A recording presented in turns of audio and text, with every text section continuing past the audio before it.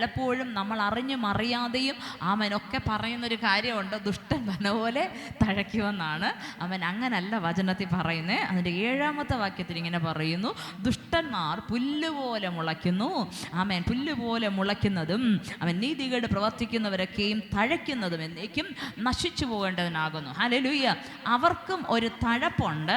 അവൻ ദൈവത്തെ ആരാധിക്കുന്ന ദൈവജനത്തിനും ഒരു തഴപ്പുണ്ട്. 92-ാം സങ്കീർത്തനം അതിൻ്റെ 12-ാമത്തെ വാക്യത്തിൽ അവിടെ ഇങ്ങനെ വായിച്ചു നമ്മൾ, അവൻ നീതിമാൻ പന പോലെ തഴയ്ക്കും, ലബാനോനിലെ ദേവദാരു പോലെ വളരും. ഹല്ലേലൂയ. നീതിമാൻ പന പോലെ പനയ്ക്കുള്ള പ്രത്യേകത എന്താ?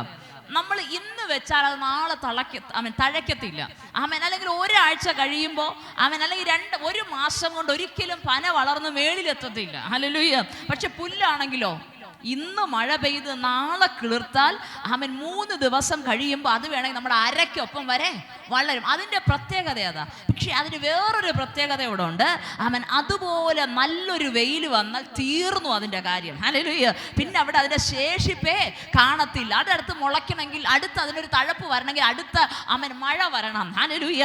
പക്ഷെ നീതിമാനെ കുറിച്ച് പറയുന്നു, നീതിമാൻ പന പോലെ തഴയ്ക്കും. ഈ പനയ്ക്കുള്ള പ്രത്യേകത എന്താ?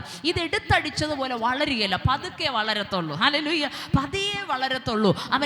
നമ്മൾ വിചാരിച്ച് കണ്ണടച്ച് തുറക്കുന്ന സമയത്തോ ആഴ്ചകൾ കൊണ്ടോ മാസങ്ങൾ കൊണ്ടോ ഒന്നും ഒരിക്കലും ഈ പന മുകളിലോട്ട് വരത്തില്ല. അത് നിന്ന് പതിയെ സമയമെടുത്തേ വളരത്തുള്ളൂ. ഹല്ലേലൂയ.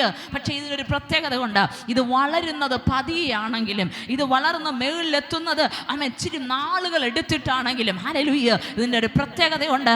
ഒരു ചെറിയ കാറ്റിലോ ഒരു ചെറിയ വെയിലിലോ ഈ പന തളർന്നു പോകത്തില്ല. ഹല്ലേലൂയ. അതുകൊണ്ട് വചനം നീതിമാനെ തഴയ്ക്കുന്നതിനെ പനയോടും ദുഷ്ടന്റെ തഴപ്പിനെ പുല്ലിനോടും ഉപമിക്കുന്നത്. ഹല്ലേലൂയ.